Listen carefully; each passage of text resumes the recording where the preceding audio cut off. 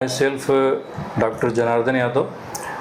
आज हम लोग AIA PGT एग्ज़ाम के बारे में बात करेंगे, जो कि होम्योपैथी में MD एंट्रेंस PG एंट्रेंस के लिए होने वाली ऑल इंडिया स्तर की परीक्षा है, जिसके बारे में आज हम लोग ये बात करेंगे कि जो नॉर्मल कन्फ्यूजन्स रहते हैं कि कैसे प्रिपरेशन करें, कौन सी बुक्स को फॉलो करें, किस सब्जेक्ट को कितना समय दिया जाए, और एग्ज़ाम से पहले जो जैसे हेजिटेशंस होते हैं, आज हम लोग उसके बारे में बात करेंगे। तो आज हम लोगों के साथ ऑल इंडिया जो AIA PGT 2025 एग्ज़ाम हुआ है, इसमें ऑल इंडिया रैंक 16 रैंक लाने वाले आशुतोष त्रिपाठी जी आज हम लोगों के साथ हैं। नमस्ते। और आज हम लोग इनसे जानेंगे कि इन्होंने कैसे प्रिपरेशन करी और इनकी फाइनल ईयर के बाद से क्या जर्नी रही है, आज ये हम लोगों को बताएंगे। तो आशुतोष जी, हम लोग पहले आपसे ये जानना चाह रहे हैं कि जो आपने ऑल इंडिया 16 रैंक अचीव किया है 2025 में, ये अपने आप में एक जैसे खुद हार्ड वर्क का एक परिचायक है। आपने इसको कैसे किया, इस जर्नी को थोड़ा हम लोग जानना चाहेंगे आपसे। सर, जब मैं फाइनल ईयर का एग्ज़ाम दिया तो फाइनल ईयर के एग्ज़ाम देने के बाद मुझे लगा कि फाइनल ईयर के एग्ज़ाम देने के बाद यूजुअली बच्चों को दो रास्ते दिखते हैं कि या तो इंटर्नशिप के बाद अपना क्लिनिक चलाया जाए, या तो पीजी क्वालिफाई करके पीजी किया जाए। दो रास्ते होते हैं। तो मुझे क्लिनिकल के बारे में ज़्यादा एक्सपीरियंस नहीं था, तो मुझे लगा कि मुझे पीजी क्लियर करना है। तो मैं जुट गया, उसके लिए मेरा माइंड सेट एक बन गया कि मुझे पीजी क्लियर करना है। तो मेरे कॉलेज के एक जूनियर ने बताया कि जनार्दन यादव बॉस हैं, वो पढ़ाते हैं, लाइव लेक्चर लेते हैं। तो उसने बताया, तो मेरी बात हुई सर से। तो मेरी बात हुई तो सर ने मुझे व्हाट्सएप ग्रुप में ऐड किया। उसके बाद से मैं लगातार सर के लाइव लेक्चर लेता गया। दिन में 2 लेक्चर लेते थे, सुबह मैटेरिया के और शाम को ऑर्गेन या फार्मेसी के। तो होम्योपैथिक सब्जेक्ट के तब जो पूरा वीडियो लेक्चर इनका पढ़ता था, लाइव लेक्चर ही पढ़ता था। उसमें ये फ़ायदा रहता था कि आपका रूटीन बना रहेगा। आपको लाइव लेक्चर की आदत पड़ जाएगी। आप अगर जो रिकॉर्डेड लेक्चर है उससे बहुत बढ़िया है कि लाइव लेक्चर आप पढ़ें, आप डेली रूटीन फॉलो करें, क्योंकि उससे आपको बहुत फ़ायदा होगा।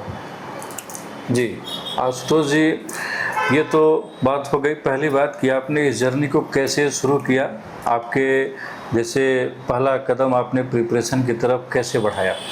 दूसरी बात हम लोग ये जानना चाह रहे हैं कि आपका जो सिलेक्शन हुआ है फर्स्ट अटेम्प्ट और इंटर्नशिप के जस्ट बाद आपने ऑल इंडिया 16 रैंक अचीव करी है, और इंटर्नशिप में समय को, टाइम को मैनेज करना एक डिफ़िकल्ट टास्क होता है किसी भी एक इंटर्नशिप स्टूडेंट के लिए।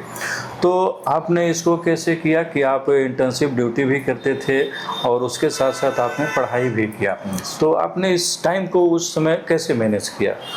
सर देखिए, इंटर्नशिप 1 साल का रहता है। फाइनल ईयर एग्ज़ाम देने के बाद आपका रिजल्ट आता है तो आप पास कर लेते हैं। उसके बाद इंटर्नशिप 1 साल का रहता है, 6 महीने OPD, 6 महीना का आपका DH रहता है।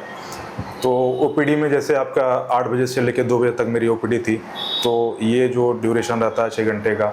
फिर उसके बाद उसके बाद आप रेस्ट करिए 1-2 घंटे। फिर उसके बाद आप डेली एक शेड्यूल बनाइए कि मुझे 7 घंटे या 8 घंटे। आप अगर डेली 8 घंटे, 8 से 10 घंटे पढ़ेंगे, 8 से 10 घंटे पढ़ेंगे, तभी आपको जो है एक सक्सेस मिलेगा।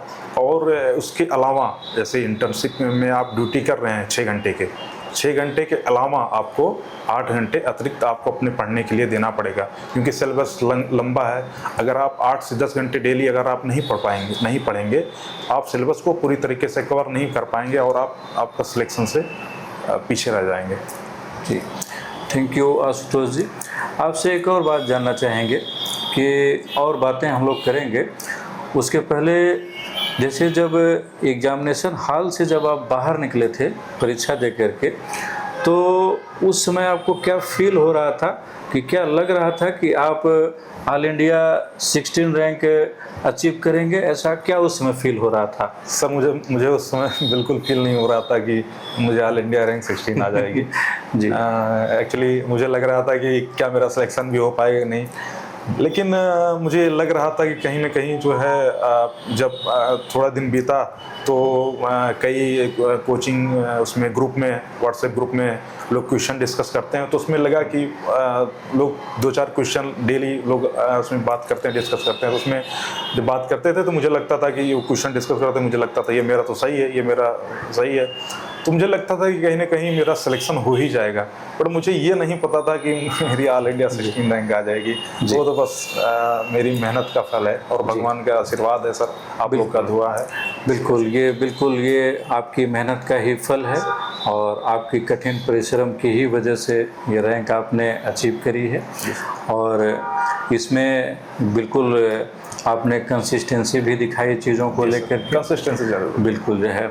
और अगली बात हम लोग ये जानना चाह रहे हैं आपसे कि आपने पढ़ाई के दौरान क्या ऐसा किया था कि जो सब्जेक्ट को जो मैनेज करने हैं आपको, 12 सब्जेक्ट पढ़ाई के दौरान मैनेज करने होते हैं। जी सर। और समय भी कम रहता है, तो आपने कैसे ये 12 सब्जेक्ट को मैनेज किया था, ये हम लोग जानना चाह रहे हैं। सर जैसे देखिए दो है, मतलब जैसे होम्योपैथिक अपना है AIPGT, उसका जो सिलेबस है उसमें 50% 50% आपका होम्योपैथिक सब्जेक्ट आएगा, 50% आपका एलाइड सब्जेक्ट आएगा।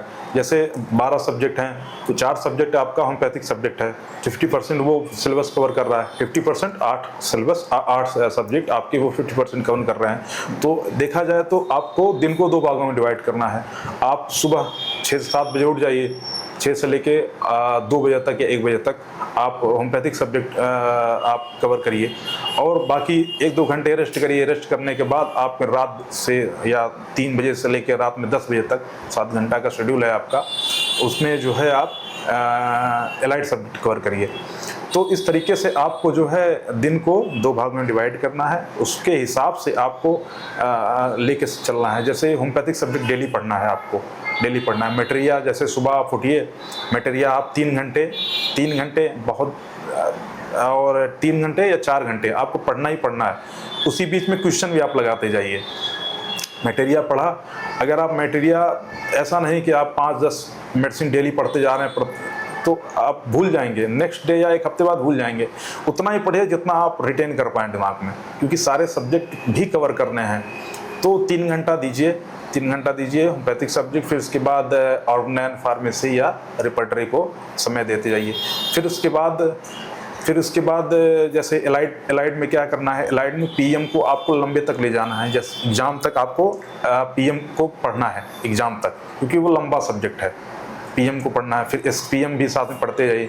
जो छोटे सब्जेक्ट हैं उसको शुरू में पढ़ लीजिए, फिर बीच में धीरे धीरे थोड़ा सा रिवाइज करते जाइए, फिर लास्ट में जो छोटे सब्जेक्ट हैं फिर लास्ट में उसको पढ़ लीजिए। लंबे सब्जेक्ट जो जिसमें 16 क्वेश्चन आते हैं, जिसमें 10 क्वेश्चन आते हैं, 8 क्वेश्चन आते हैं, उनको रिवाइज करते जाइए, लास्ट तक रिवाइज करते जाइए। छोटे सब्जेक्ट को ध्यान कम दीजिए, वो लास्ट में एग्जाम पे। जी बिल्कुल आशुतोष जी। और जैसा कि अभी हम लोग बात कर रहे थे, जब रिकॉर्डिंग नहीं हो रही थी तो बता रहे थे आपकी लाइव क्लास की एक हैबिट लग गई थी आपको, कि बस में जाते समय आप कहीं क्लास करने लगते थे, नोट्स जहाँ पे भी आप उसको शॉर्ट करने की कोशिश किया करते थे। तो ये सब तैयारी, कोई भी सफलता एक दिन में नहीं मिलती है। आपने पिछले कई सालों का मतलब आपने पिछले जो इंटर्नशिप के बाद, फाइनल ईयर के बाद आपने टाइम दिया, तो आपने बहुत सारी मेहनत करी है इसके लिए और पूरा फोकस रहा है।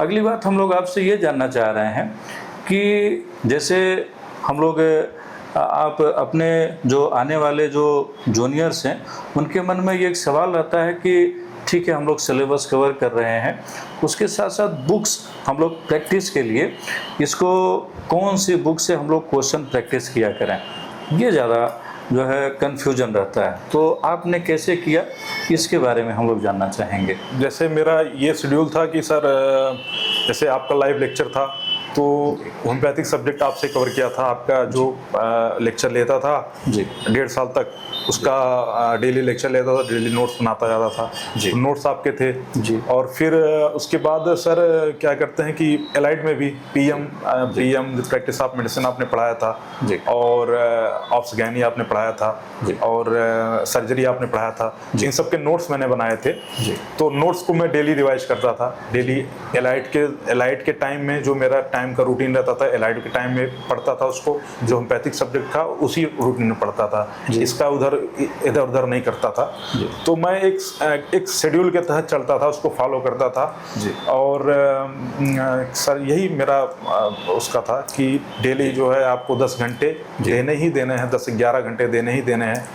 अगर आपको एक अच्छा नंबर लाना है, सिलेक्शन लेना है, तो फिर आप जो है उसके लिए तो फिर जी बिल्कुल जो है मतलब कि आपको जो नोट्स होने चाहिए, जो आपको पढ़ने हैं वो कंसाइज होना चाहिए, अपनी जो चीज़ें बिखरी ना हो कि लास्ट समय में उसको समेट ना पाए। जी सर। बिल्कुल ठीक है। आशुतोष जी, अगली बात हम लोग ये जानना चाह रहे हैं कि जैसे आपने नोट्स को कंसाइज किया था, आपने पूरी फोकस नोट्स पे करी थी, उसके साथ कई बार होता है कि इसके साथ अगर हम लोग कोई एमसीक्यू की बुक जो है हम लोग एमसीक्यू सॉल्व करते चलें तो और अच्छा रहेगा। तो आपने इसके लिए कौन सी बुक को प्रेफर किया था या नहीं किया था, ये आप इन बातों को बताएंगे। जैसे मैंने बुक जो आपकी क्लासेज पढ़ी थी सर, इसके बाद मैंने सक्सेस बुक पढ़ी थी जी। तो सक्सेस में भी सक्सेस सफिशिएंट है जी। सक्सेस मतलब आपके सिलेक्शन के लिए उतना सफिशिएंट है, उससे आप बाहर से नहीं आएगा और उसमें एमसीक्यूज भी हैं, तो एमसीक्यूज सॉल्व करिए। आपको अगर एक्स्ट्रा कोई टेस्ट सीरीज लेनी हो तो आप कोई टेस्ट सीरीज ले लीजिए, तो उसमें सारे क्वेश्चन दिए रहते हैं, वो सॉल्व करिए। क्वेश्चंस आप कहीं से भी प्रैक्टिस करिए, लेकिन जो थ्योरी का है, थ्योरी आप एक जगह कंसाइज करिए, क्योंकि थ्योरी आप हर जगह से नहीं पढ़ सकते हैं। थ्योरी आप एक सिलेक्टेड टॉपिक आप करेगा, सिलेक्टेड जगह से पढ़ेंगे, वो रहेगा, वो आपके लिए सही रहेगा। और थ्योरी तो बहुत सारी दी हैं, कहाँ से पढ़ेंगे आप? सिलेक्टेड टॉपिक पढ़िए, सिलेक्टेड चीज़ों पढ़िए, बार बार उसको रिवाइज करिए, बार रिवाइज करिए। जैसे एलन पढ़िए, एलन मैंने 30-40 बार रिवाइज कर लिया था 1.5 साल में, 3-1.5 साल में। उसको बार बार रिवाइज करना, तो वही एक अच्छा रैंक आपको दिलाएगा। इससे अतिरिक्त कुछ नहीं। ज़्यादा आप इधर उधर भागेंगे आपका सिलेक्शन रुक जाएगा, आप सिलेक्शन से हाथ धो बैठेंगे इसके बाद। जी आशुतोष जी, आपने जो सफलता पहली ही बार में ऑल इंडिया 16 रैंक ला करके आपने प्राप्त की है, ये बिल्कुल आपके अथक और कठिन परिश्रम और कितनी रातें कितने दिन हो सकता है कि आप सोए ना हो या कभी खाना नहीं खाए होंगे टाइम से, हो सकता है कभी बीमार भी पड़े होंगे। बिल्कुल, तो इन चीज़ों को बिल्कुल ये आपकी ही मेहनत का इसमें बिल्कुल परिणाम है। और क्या हम लोग इसमें आपसे थोड़ी सी हम लोग ये बात जानना चाह रहे हैं कि क्या आपकी सफलता में हम लोगों का भी कुछ योगदान रहा है? हम लोग अगर कुछ ऐसा रहा है तो आप जो है आपसे जानना चाहेंगे इस बात। सर जैसे मेरा कभी होता था कि जैसे मैं कभी बुखार हो जाता था, कभी बीमार पड़ जाता था जी, तो मेरी लाइव रिकॉर्डिंग छूट जाती थी, तो मन में टेंशन बना आता था कि अब क्या होगा। तो मैं मैसेज करता था तो सर ये करते थे कि लाइव रिकॉर्डिंग भेज देते थे। जो मेरा डाउट्स रहता था तो मैं डाउट्स तुरंत फ़ोटो खींच के व्हाट्सएप पे भेज देता था, तो डाउट्स मेरा सॉल्व हो जाता था। और कभी बहुत ज़्यादा मन में प्रॉब्लम हुई कि सर सिलेक्शन होगा या नहीं होगा, तो सीधे कांटेक्ट कर लेता सर आपसे जी, तो थोड़ा मोटिवेशन मिल जाता था। सर यही था जी। बिल्कुल, आपके कई बार जो है बातें होती थी बीच में, ये जर्नी लंबी रही है। आपसे आशुतोष जी अगली बात ये जानना चाहेंगे कि जो अब की बार जो स्टूडेंट अपीयर होंगे नेक्स्ट जो AIA PGT 2026 या 26 के लिए जो अपीयर होना चाह रहे हैं, उनके लिए आप क्या एडवाइस करना चाहेंगे कि जिससे वो बेहतर रैंक लाएं? देखिए, अगर आप फाइनल ईयर से प्रिपरेशन कर रहे हैं तो आपके लिए 1.5 साल का सही समय है। इंटर्नशिप को आप मैनेज करिए। इंटर्नशिप आपकी 6 घंटे है, तो इंटर्नशिप में आप जो 6 घंटे है उसी बीच में आपको पेशेंट्स भी देखने हैं। पेशेंट भी देखने हैं, हॉस्पिटल को मैनेज भी करना है, अपना उसी में टाइम भी निकालना है पढ़ने के लिए। ऐसा नहीं कि आप हॉस्पिटल में 6 घंटे उसको बर्बाद कर दिए सिर्फ पेशेंट देखने में। उसी में जहाँ समय मिले, 1 मिनट का भी समय मिल रहा है तो आपको उसको ज़ाया नहीं करना है, क्योंकि आपके पास लिमिटेड समय है, सिलेबस ज़्यादा है, तो उसको आप जो है उसको सही से कॉम्प्रोमाइज़ करिए। आप हमेशा अपने साथ बुक्स रखिए या एलएन रखिए, कोई होम्योपैथिक सब्जेक्ट रखिए। आप ये ध्यान रखिए कि आपको जो 6 महीना आपका जो ओपीडी का समय रहेगा उसमें आप होम्योपैथिक सब्जेक्ट आधा कवर कर लीजिए, 50% आपका होम्योपैथिक सब्जेक्ट कवर हो जाए ओपीडी में। जो बाकी बाकी समय रहेगा आपका 6 महीने का डीएच का रहेगा, उसमें 50% कवर करने की कोशिश करिए। साथ में एलाइड जो जब आप क्लास वो ओपीडी से छूट जाइए, जब घर पे आइए, वो जो टाइम रहेगा वो आप एलाइड सब्जेक्ट में दीजिए। तो आप ऐसे करके चलेंगे तो आपका जो है साथ सारे सब्जेक्ट चलते चलेंगे।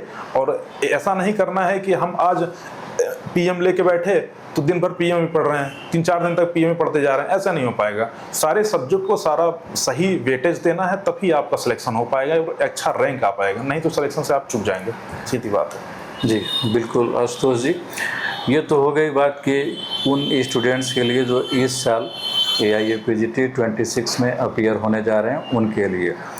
एक और बात हम लोग जानना चाहेंगे उन स्टूडेंट्स के लिए जो अभी first year, second year, third year या फोर्थ ईयर में गए हैं, उनके लिए कि कई बार डाउट्स ये रहता है कि सही समय क्या होता है प्रिपरेशन शुरू करने का, क्योंकि आप इस बात को अच्छे से भली भांति समझ रहे हैं कि कंपटीशन का जो स्तर है वो दिन ब दिन बढ़ता जा रहा है। तो इसके लिए आप जो और के बाकी के जैसे first year, second year, third year, fourth year के जो एकेडमिक्स स्टूडेंट हैं उनको क्या एडवाइस करना चाहेंगे कि सही समय क्या है प्रिपरेशन शुरू करने का? देखिए सर, जैसे फर्स्ट ईयर के हैं तो आप फर्स्ट ईयर का एनाटॉमी फिजियोलॉजी, सेकेंड ईयर में है तो आप पैथोलॉजी और FMT तैयार करिए, और थर्ड ईयर में है तो आप ऑप्स गायनी और सर्जरी तैयार करिए। फाइनल ईयर में PM और SPM आपका सब्जेक्ट हो जाएगा। तो जिस क्लास में हैं, जिस ईयर में हैं, आप उस ईयर का बेसिक कॉन्सेप्ट तैयार करिए। जैसे फर्स्ट ईयर में एनाटॉमी फिजियोलॉजी है तो 5 क्वेश्चन एनाटॉमी से आएंगे, 5 या 6 क्वेश्चन, इस साल 6 क्वेश्चन आए थे, और 6 क्वेश्चन फिजियोलॉजी से आएंगे, तो 6 क्वेश्चन 6-6 12 ऐसे क्वेश्चन आ गए। फार्मेसी भी फर्स्ट ईयर का सब्जेक्ट है, 10 क्वेश्चन वहाँ से, तो आपका 22 क्वेश्चन फर्स्ट ईयर से आ गया सर। बिल्कुल। तो आप बेसिक वही फर्स्ट ईयर का जो आप नोट्स बनाए रहेंगे, जो आपके कॉन्सेप्ट रहेंगे, वही 4 साल बाद जब आप PG का एग्ज़ाम देने जाएंगे, वही आपके नोट्स ही आपका साथ देंगे।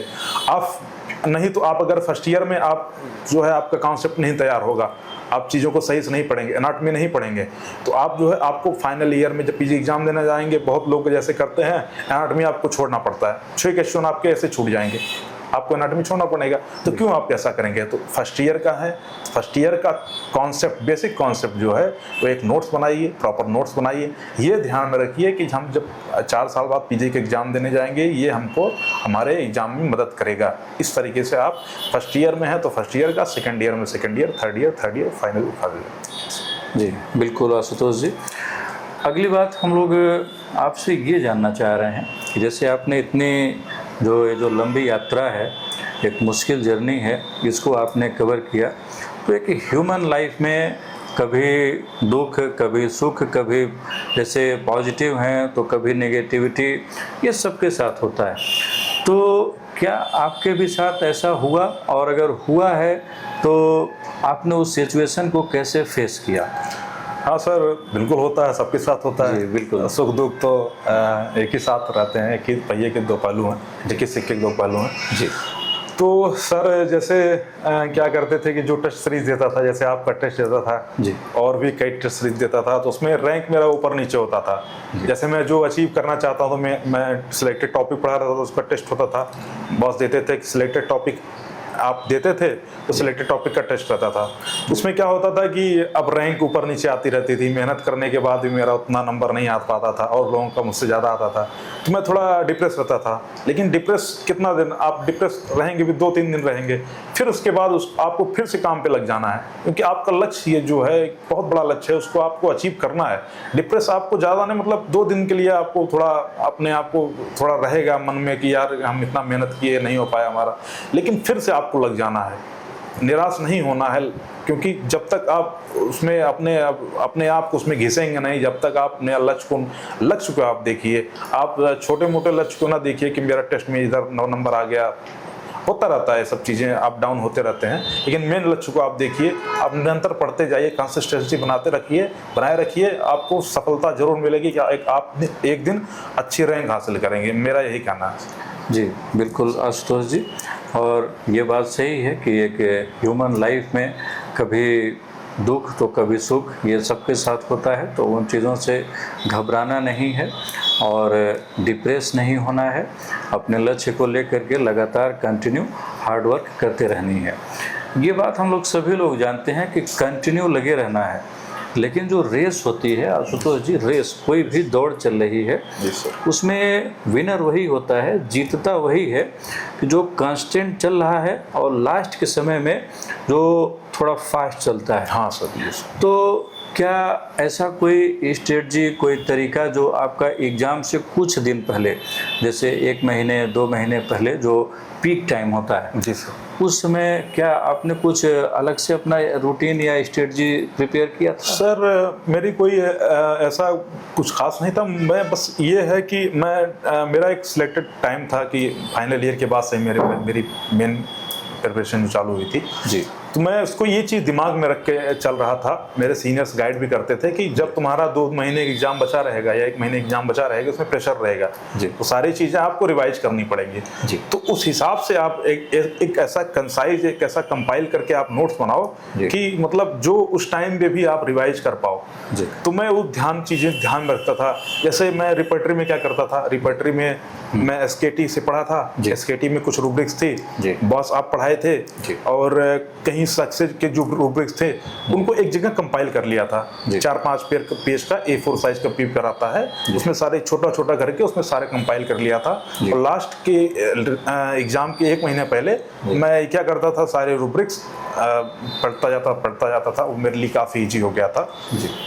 तो यही है कि कछुए की चाल से चलें और खरगोश बनने की कोशिश करेंगे तो फिर रास्ते से भटक जाएंगे। बिल्कुल जी, बिल्कुल आशुतोष जी, ये बात सही है कि सिलेबस काफ़ी ह्यूज है और उसमें भी जो हम लोग के पूरे BHMS का सिलेबस है वो आपको एक तो कम समय में प्रिपेयर करना होता है और सब याद रखना होता है, तो आपको भी कंसाइज नोट्स प्रिपेयर करने चाहिए। जी सर, बिल्कुल।